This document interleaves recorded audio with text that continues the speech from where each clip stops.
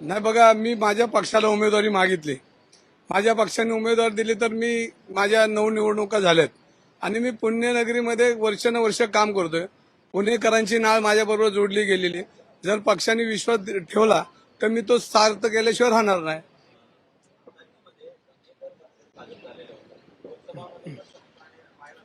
बघा, निवडणुका चालू होऊ द्या. पक्षाने माझ्यावर विश्वास ठेवला तर ही निवडणूक तुम्हाला पुणे शहर आणि पुणेकर हातात घेतल्याशिवाय राहणार नाही.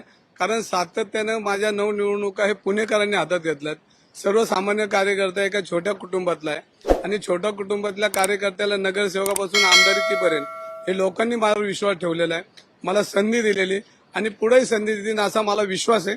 पण माझ्या पक्षाने मला उमेदवारी दिली तरच. पक्षाने तयारी करायला सांगितली आहे का तुम्हाला? नाही, अजून पक्षाने अशी काही तयारी करायला सांगितली नाही.